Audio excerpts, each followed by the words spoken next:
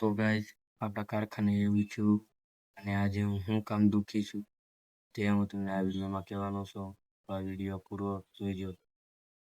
તો finally guys તો તમારું બધાનું સ્વાગત છે આપણા ડેલી ચેલેન્જ 10,000 સબસ્ક્રાઈબ પૂરા કરવાના ડે 77. તો આપણે પાછા આવી ગયા છીએ ધાબા ઉપર વિડીયો બનાવવા. તો તમે જોઈ શકો છો આજનો નજારો, કાંક વાદળા પણ છે.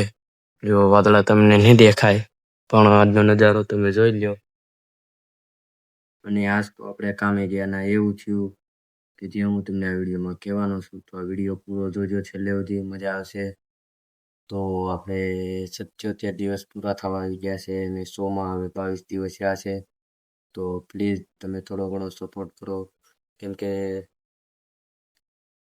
તમે સપોર્ટ કરશો તો જ હું આગળ વધી શકી, અને તમે સપોર્ટ નહીં કરો તો હું આગળ નહીં વધી શકી. એના માટે તમે સપોર્ટ કરો.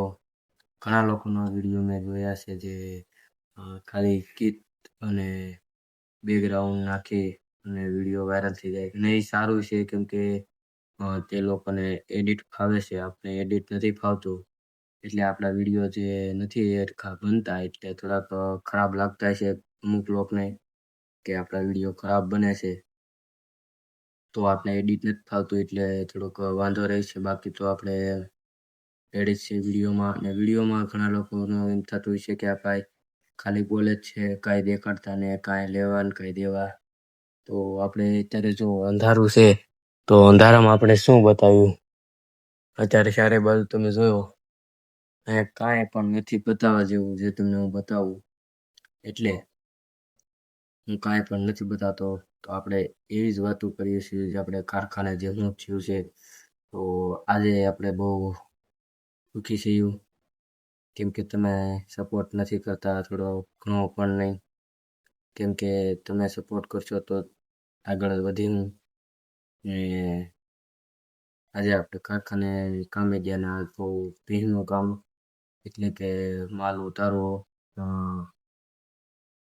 પિંજરા હોય છે સીએનસી મશીનના, જેમાં માલ અને પીસ પીડા હોય છે.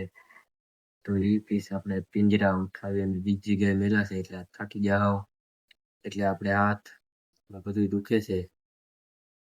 તો ઘણા લોકોને આપણા વિડીયો નથી ગમતા, તો કાંઈ વાંધો નહીં, કેમ કે ભાઈ આપણે એડિટ ફાવતું નથી થોડું ઘણું પણ. એટલે આપણે એડિટ શરૂઆતથી શીખવાનું ચાલુ કર્યું છે આપણે એડિટ. તો ટૂંક સમયમાં આપણે એડિટ પણ શીખી લેવું. તો પ્લીઝ તમારા ભાઈને સપોર્ટ કરો પ્લીઝ. તો આજના વિડીયોમાં એટલું જ, કેમ કે આજે આપણે બોલવા જેવું છે નહીં, કેમ કે આજે આપણે સાવ દુઃખી છીએ, કેમ કે તમે લોકો સપોર્ટ કરતા નથી. તો જય હિન્દ, જય ભારત.